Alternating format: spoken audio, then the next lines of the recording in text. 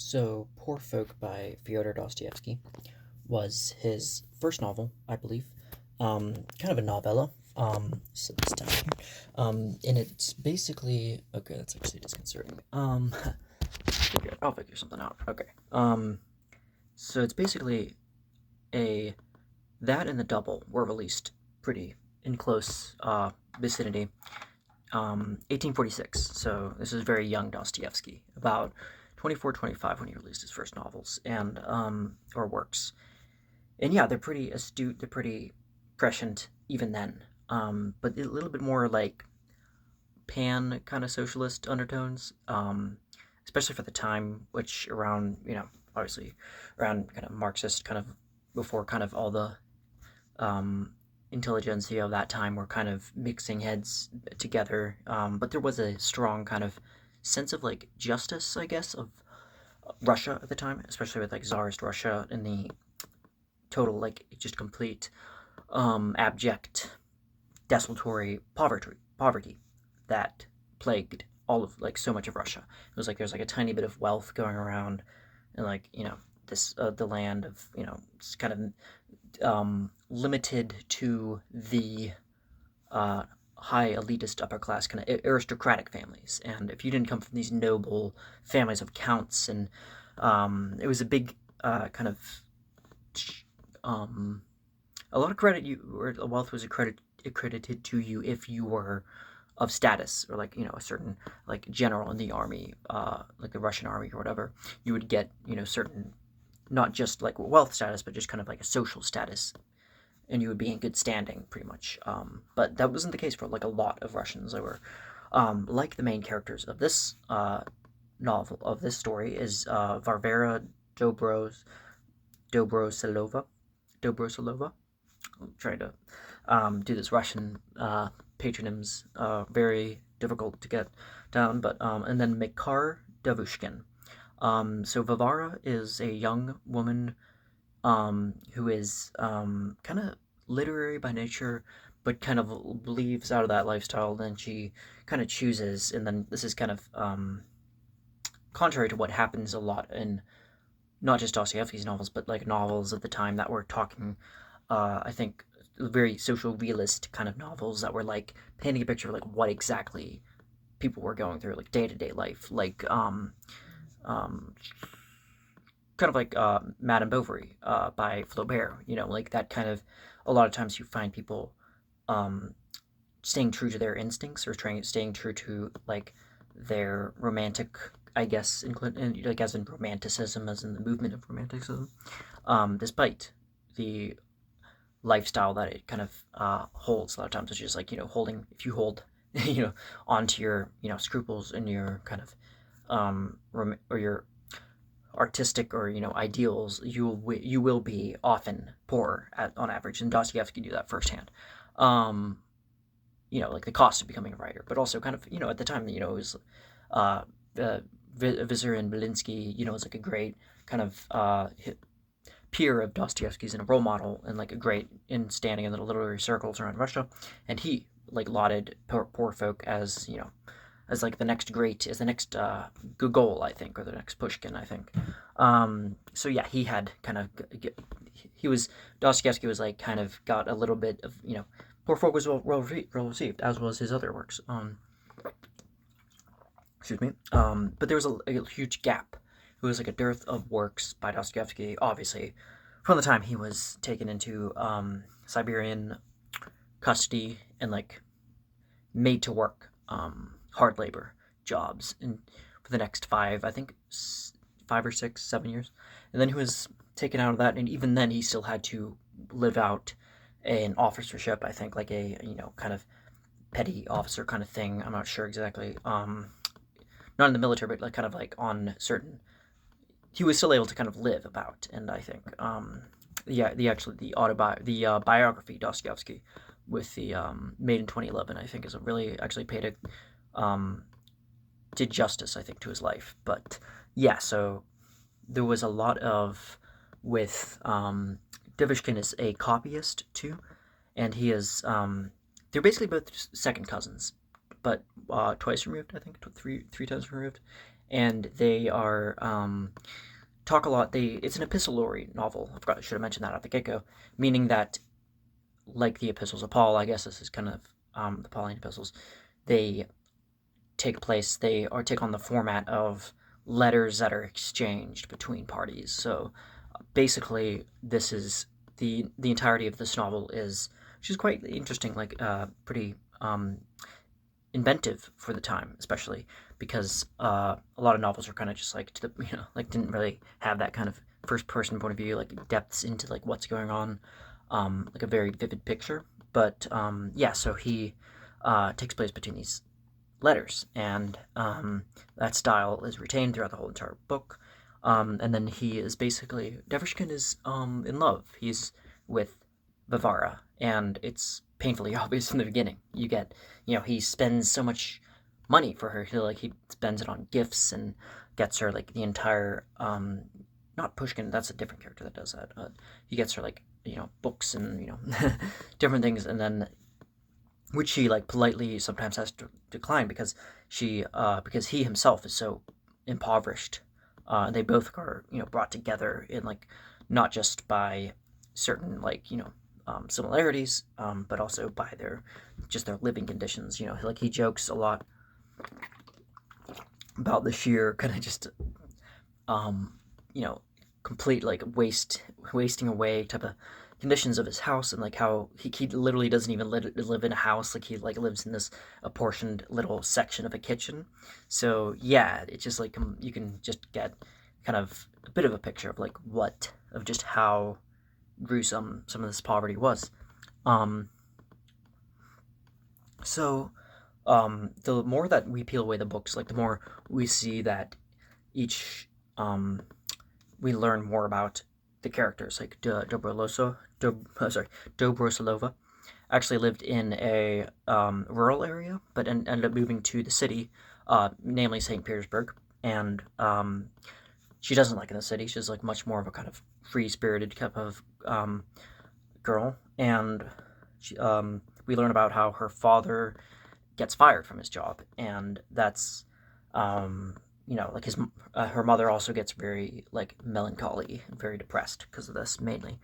And basically at some point Dobroslova is tutored by this older guy named Pokrovsky, and he is kind of a good-natured soul, and shares her literary instincts as well, and then ends up getting the complete works of, or ends up getting the complete works of Pushkin for Petrovsky, and and they have a similar kind of exchange of letters too. And he's on the verge of dying because he catches an illness. It could be something like tuberculosis, which is rampant at the time. But I'm not really sure. But he ends up dying, and but because he his one of his final wishes before he dies is to just see the outdoor, like the nature, and just like the complete, uninhibited world, the natural world, rather than just be in these squalid living conditions. And he gets that. I think like luckily for him, Deborah Slova is able to heed his wishes. And yeah, and one more thing about like her sending the complete works of Pushkin, like it was a very interesting gesture because um, though he's on the verge of death, like he says something like, just the thought of it, just the polite, like the amount of, even if he never even opens a page, just like the fact that she sent it from him, like I forget how he words it, but he says like it's like something that he prizes very close to his heart. So when he passes on, yeah, Dobroslova becomes quite, uh, you know, depressed, obviously, just because of the sheer kind of like how like everything seems to be falling apart for her. And then we learn a little bit more about Divishkin, his work as a copyist, and he's constantly kind of um, chastised, belittled, and just kind of humiliated by his colleagues. He's made to do kind of shameful things. Copyist, as we all know, that's kind of a job that almost has a Bartleby the Scrivener kind of tenor to it. Just not really a glamorous job in the least. Very tedious. Very just kind of like you're copying the words of other people. You're inscribing these things. There's no like it's not like calligraphy where there's like you can make it like you can make ornate and delicate little gestures in the palm, the strokes. There's really nothing to it that's like that, like like dynamic or interesting. So he's and then one point, so this is what I was mixing up here. Dobroslova sends him a copy of Nikolai Gogol's The Overcoat, which I think I reviewed here. Great book, short story rather. It's one of my favorite short stories actually. And it obviously talks about a Katie who's a lowly, I think, civic counselor, kind of like Divishkin, and he reads it and he's like actually offended. He's like caught off guard and he's shocked, and he writes back saying like, you shouldn't send me these things because I read this book or the story and it reminded me way too much of myself. Like it was eerie. Like Gogol is like understood exactly my circumstances to the like he must be writing about me, and like he sends the book back, I think. But yeah, just to give an image of like how lowly they are. So yeah, so Dobrosolova at this point is like trying to work as a governess, and at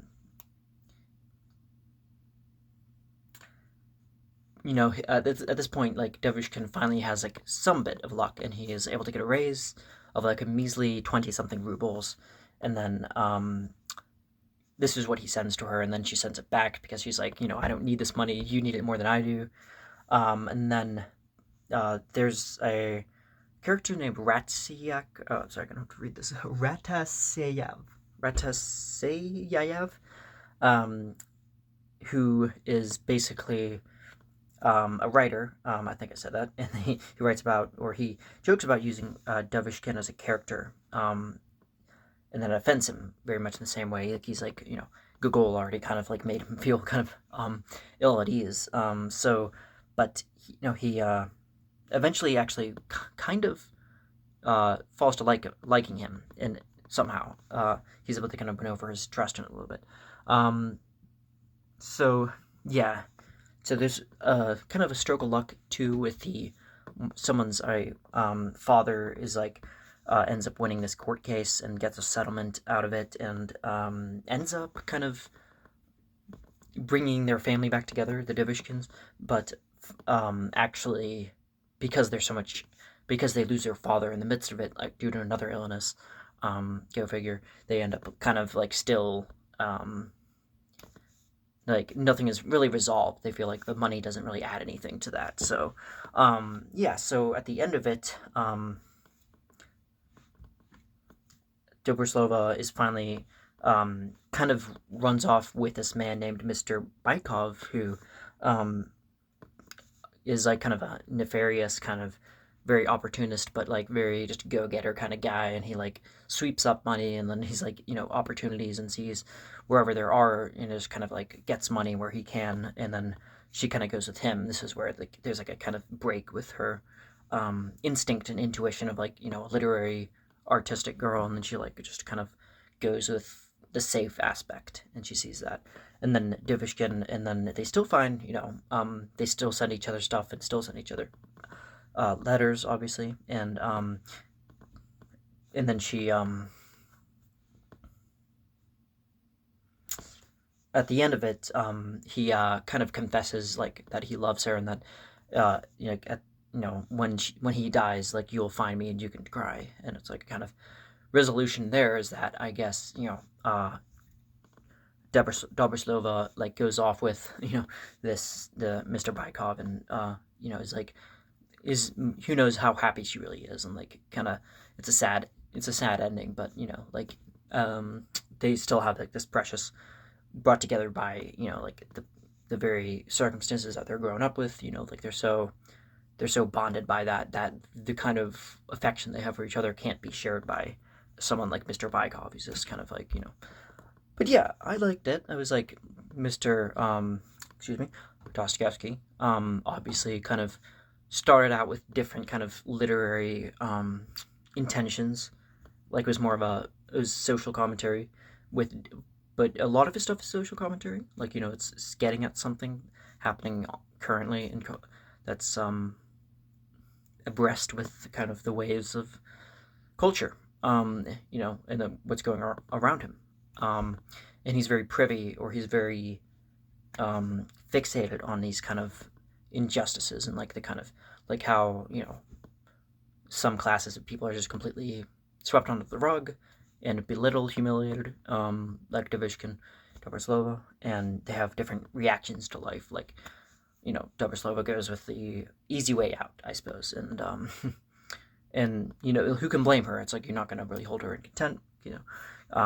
But at the same time, it's like you see that kind of thing with Dostoevsky. He finds you to like somehow like to find something, one thing at least, and even if like the most reprehensible person, even if they're like a Smerdyakov or like a Fyodor Pavlovich, you can still find it within your heart to kind of understand these people because like you're given some chance to like go deep in the depths of their psychology and what drives them,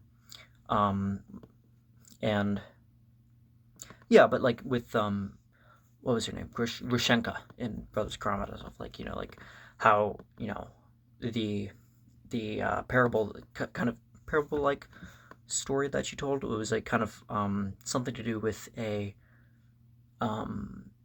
onion, like the old lady in hell, I think that was like given an onion, I think something to that effect of like judging someone based off like the outside, like just kind of whereas Grushenka was somebody that was like sensual, yet she had a genuine kind of other side to her that was like more thoughtful and generous, and but yeah, that's kind of like thing you see as like a polyphonic thing, and that like Mikhail Bakhtin says in Dostoevsky's Poetics.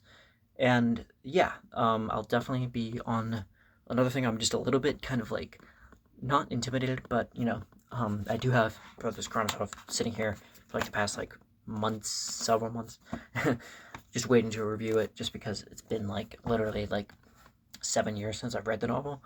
So I'm gonna have to like read a lot of different SparkNote type of analyses, kind of back on just to kind of get, because the big themes, big picture themes are there, but like all the details of like the exact names and portions of the novel are kind of lost on me. So yeah, I might have to read the whole entire thing, but we'll see about that. Anyway, so thanks for watching. This is Poor Folk again by Dostoevsky.